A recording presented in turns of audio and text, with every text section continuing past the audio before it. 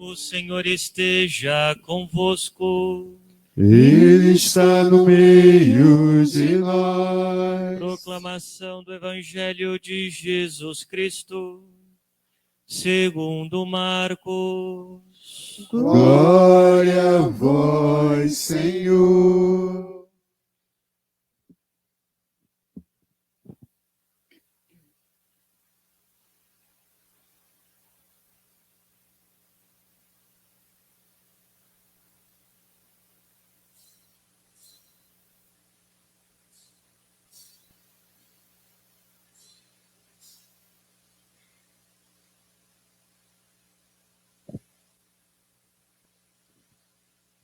Naquele tempo, alguns fariseus se aproximaram de Jesus.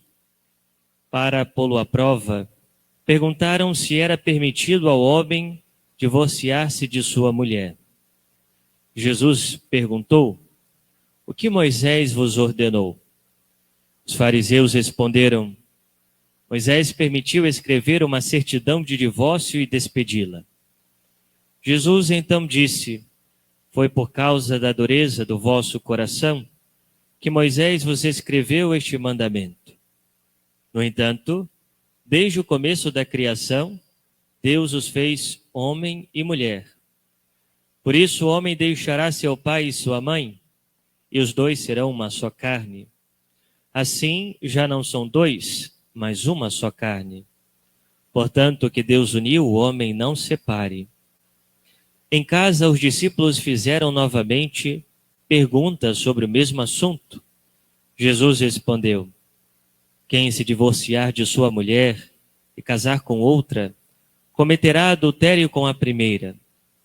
E se a mulher se divorciar de seu marido e casar com outro, cometerá adultério." Depois disso, traziam crianças para que Jesus as tocasse. Mas os discípulos as repreendiam. Vendo isso, Jesus se aborreceu e disse: "Deixai vir a mim as crianças, não as proibais, porque o reino de Deus é dos que são como elas. Em verdade vos digo, quem não receber o reino de Deus como uma criança, não entrará nele." Ele abraçava as crianças e as abençoava, impondo-lhes as mãos. Palavra da salvação. Glória a vós, Senhor. Podemos nos sentar. Ave Maria, cheia de graça, o Senhor é convosco. Bendita sois vós entre as mulheres. Bendito é o fruto do vosso ventre, Jesus. Santa Maria, Mãe de Deus, rogai por nós, pecadores, agora e na hora de nossa morte. Amém. Caríssimos irmãos e irmãs, estamos celebrando o 27º domingo do tempo comum. Nesse mês de outubro, iniciamos o chamado mês missionário. Celebramos no dia 1º Santa Teresinha do Menino Jesus, copadroeira das missões, junto com São Francisco Xavier. E hoje, dia 3 de outubro, celebramos São Mateus Moreira, este que é o padroeiro dos mesques, né? Um santo brasileiro que, ao ser perseguido pelos protestantes calvinistas, foi morto e lhe tiraram o coração, arrancando o coração através das costas, e ele estava com o Santíssimo Sacramento em suas mãos e morreu dizendo: "Louvado seja o Santíssimo Sacramento." E por isso hoje nos recordamos deste santo e rezamos também pelos mesques, né, que de alguma forma cuidam, custodiam também a Santíssima Eucaristia para levar aqueles que não podem vir à Santa Missa. E, ao mesmo tempo, essa semana nós celebramos a Semana do Nascituro, a Semana da Vida. Nós sabemos que a vida ela deve ser cuidada, deve ser defendida desde a concepção até o fim natural. E, portanto, celebraremos a Semana da Vida. E por isso hoje, indo de encontro a esse tema da Semana da Vida, nós ouvimos no Evangelho, ouvimos nas leituras o tema do sacramento do matrimônio, o tema da família, o tema dos filhos.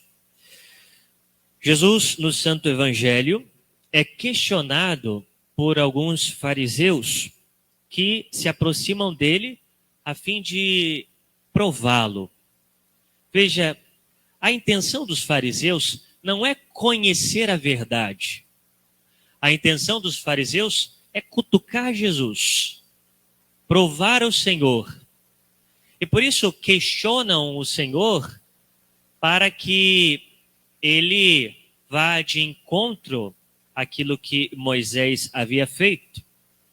Eles perguntam ao Senhor se era permitido ao homem divorciar-se de sua mulher. Jesus então diz: o que Moisés vos ordenou? Os fariseus então respondem: Moisés permitiu escrever uma certidão de divórcio e despedi-la. Jesus então diz: mas foi por causa da dureza do vosso coração. Ou seja, Moisés ele tolera o divórcio por causa da dureza do coração daquele povo. A mulher naquele tempo não era tratada de forma digna no casamento, no matrimônio. E, por exemplo, muitas vezes, por motivos banais, o esposo deixava a sua esposa, mesmo que ela continuasse com um vínculo, não podendo contrair matrimônio, e essa pessoa acabava mendigando. Ou seja, porque não tinha para onde ir. E, portanto, Moisés tolera o divórcio diante dessa dureza do coração daquele povo, daquela época. Mas Jesus vem ensinar aquilo que é a doutrina de sempre, aquilo que Deus sempre quis, desde a criação, como nós ouvimos na primeira leitura, tirada do livro de Gênesis. Jesus ele vai ensinar, no entanto, desde o começo, ou seja, desde o início da criação, não era assim, porque Deus os fez homem e mulher. Por isso o homem deixará seu pai e sua mãe, e os dois serão uma só carne. Jesus aqui fala da unidade do matrimônio. Jesus defende a unidade. A união entre o homem e uma mulher é uma união tão grande que se compara, diz São Paulo, à união de Cristo com a sua igreja. E depois segue o Senhor dizendo: portanto, o que Deus uniu, o homem não separe. Aqui, Jesus trata da doutrina da indissolubilidade. Ou seja, o matrimônio torna, então, o casal uma só carne. E aquilo que Deus une, o homem não separe. Isto é, essa união se estende no tempo até a morte de um dos cônjuges. Aqui está a doutrina sobre o casamento. Desde a criação, Deus cria o homem para a mulher para o homem. Ouvimos na primeira leitura: é bom que o homem não esteja só. Aqui está outra verdade que está um pouco esquecida: o matrimônio entre homem e mulher. E depois nós vimos que os discípulos, ainda não compreendendo bem os ensinamentos do Senhor, quando vão à casa, perguntam ao Senhor em particular: Senhor, explica melhor aí o que o Senhor quer dizer, o que o Senhor está ensinando. E Jesus agora é muito claro quando ele diz: quem se divorciar de sua mulher e casar com outra, cometerá adultério com a primeira. E se a mulher se divorciar de seu marido e casar com outro, cometerá adultério. Jesus é claro aqui sobre a indissolubilidade do matrimônio. E aqui, meus irmãos, devemos entender o seguinte: se Jesus, ele é verdadeiro Deus, nós não podemos mudar uma vírgula desse ensinamento do Senhor, porque ele é Deus. Nós somos mortais, seus filhos, criaturas, né? E, portanto, a nossa postura diante do ensinamento de Deus, o Senhor Jesus, é acolher o seu ensinamento, acolher a sua palavra, assim como uma criança acolhe o ensinamento dos seus pais, assim como a criança acolhe os seus pais, abraça os seus pais. Assim deve ser a nossa postura, assim deve ser a postura de um batizado, de um filho da igreja. É claro, meus irmãos, nós sabemos que Jesus, ou mesmo Deus, não obriga ninguém a se casar. Não. Mas uma vez que o casal, diante de Deus, diante dos homens, diz sim um ao outro, prometendo fidelidade, prometendo ser fiel na saúde, na doença, na tristeza, na alegria, até o fim da vida, prometendo receber os filhos que Deus quiser dar. Esse casamento válido, esse casamento consumado, não pode se dissolver, a não ser com a morte de um dos cônjuges. Padre, mas eu ouço dizer por aí que a igreja anula casamento. Não, a igreja não anula casamento. A igreja não pode anular um casamento válido.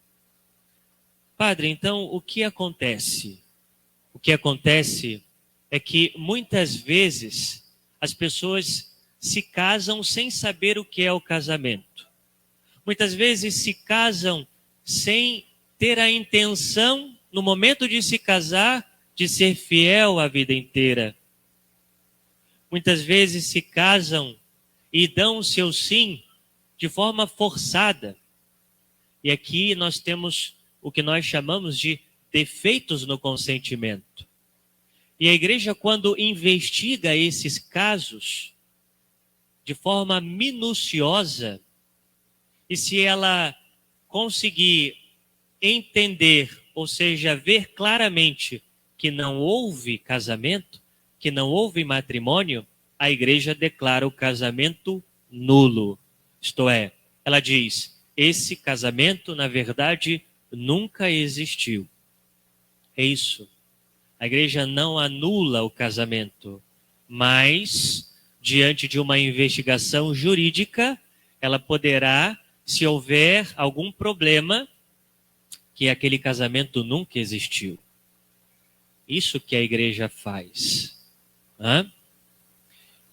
Portanto, meus irmãos, é necessário entender que essa doutrina do matrimônio nunca mudará, porque é uma doutrina divina.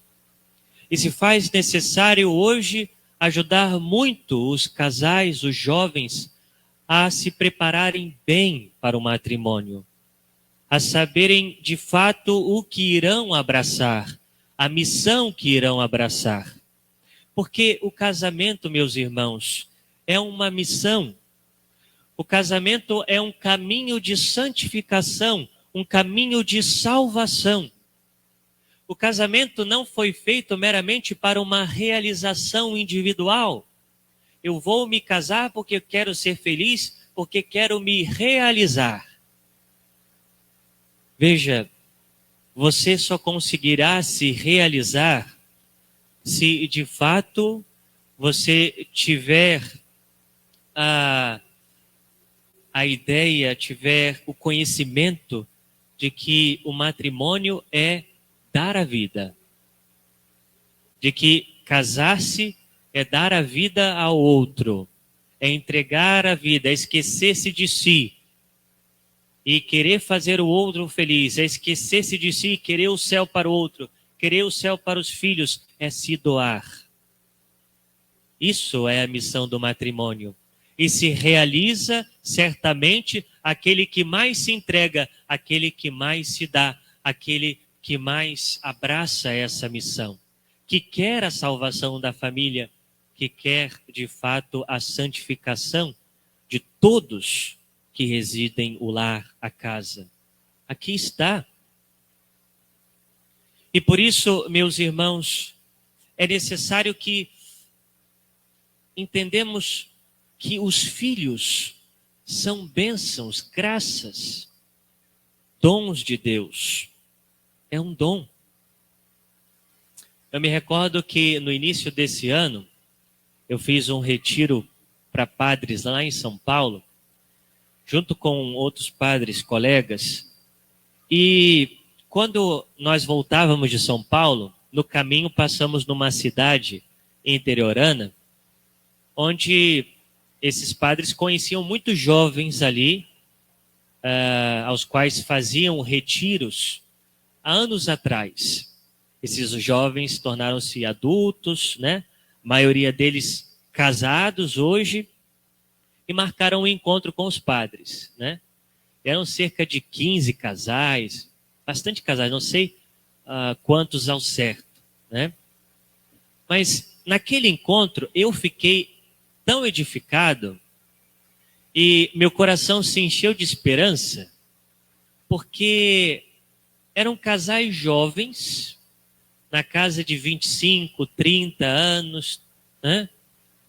E a maioria deles com 4, 3, 5 filhos, um casal com 7 filhos, né? Casal jovem com 7 filhos. E aquilo me encheu de alegria, de esperança, por saber que aqueles casais estavam abraçando de fato a missão matrimonial. Estavam de fato abertos à realidade da vida, do dom que é a vida, e tendo essa intenção de fazer com que aquelas crianças conhecessem a Deus desde a tenra idade e pudessem de fato ser homens e mulheres que seriam testemunhos e testemunhas na sociedade. Meus irmãos, o que poderá mudar essa sociedade louca que estamos vivendo hoje, com os valores distorcidos, é a família. É a família. Necessitamos de uma renovação na família. E essa renovação precisa partir dos cristãos, precisa partir de nós. Precisamos tirar da nossa mentalidade essa mentalidade contraceptiva, essa mentalidade de que o filho é um fardo, de que o filho é algo que atrapalha o casal. Porque vocês muitas vezes devem ter ouvido, ou até mesmo vocês mesmos já disseram, diante de um casal que tem mais de 2 filhos, às vezes, 3 filhos, pera lá, né? Vamos frear aí, freia aí, né? Que mentalidade é essa? Às vezes nós pensamos que o casal não pode ser feliz se tiver muitos filhos, porque terão de se sacrificar, porque terão de se doar, porque terão de viver de fato para os seus filhos. Mas o casamento não foi feito para isso, né? Não, o casamento não foi feito para que 2 vivam de forma egoísta, não. Mas o amor dos esposos deve gerar vida. É claro que nós sabemos, há casais que por motivos de saúde graves não podem ter filhos, ou não podem ter mais filhos. Não se trata disso. Disso nós sabemos também, há a opção da adoção, que é muito louvável, mas a abertura de vida, a abertura à vida. Que bonito, meus irmãos. Que bonito um casal que se abre a essa realidade, né? E hoje, sobretudo nessa semana, celebrando a Semana da Vida, queremos pedir a Deus que as famílias católicas, que os casais católicos se abram à vida, né? E o meu coração se enche de esperança ao ver os casais jovens se comprometendo com o matrimônio, se comprometendo com a sua missão. E devemos rezar muito, devemos ajudar os casais, ajudar os casais. Eu acompanho, às vezes, alguns casais, e eles me dizem: padre, a nossa intenção é se casar e se Deus quiser mandar um filho, a gente vai aceitar com muita alegria, mas toda hora a gente ouve: olha, aproveitem antes, hein? Não vai ter filho logo não, hein? Olha, não vai ter. Entendem a mentalidade? É preciso ajudar os jovens e não ser estorvo para eles. Que de fato deixemos essa mentalidade de lado. E depois, meus irmãos, também ajudemos aqueles casamentos que de alguma forma, ou seja, se desfizeram. Nós sabemos que muitas vezes, por culpa, não sei, de um ou de outro, às vezes o casamento se desfaz, e devemos ajudar com que, sobretudo aquele que sofreu, né, que sofreu a separação, para que permaneça fiel, para que continue caminhando com o Senhor, vivendo a vontade de Deus. E com relação, padre, à questão dos casais de segunda união, também devemos acolher. A igreja acolhe, porque a igreja tem lugar para todos. A igreja não tem lugar para tudo, mas tem lugar para todos. Não tem lugar para o pecado, mas tem lugar para todos.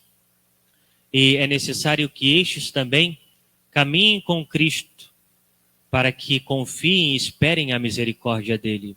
É claro que não podem comungar, não podem se aproximar da comunhão, mas precisam buscar o Senhor, ouvir a sua palavra e esperar dele a sua misericórdia.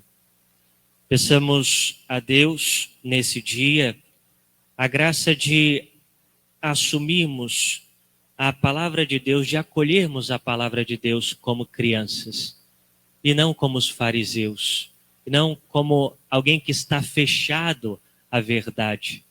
Ao mesmo tempo, ajudemos as famílias, ou seja, que na nossa família, de fato, também façamos tudo para que ela permaneça, porque serão as famílias que mudarão o contexto que estamos vivendo. Louvado seja o nosso Senhor Jesus Cristo. Para sempre seja louvado.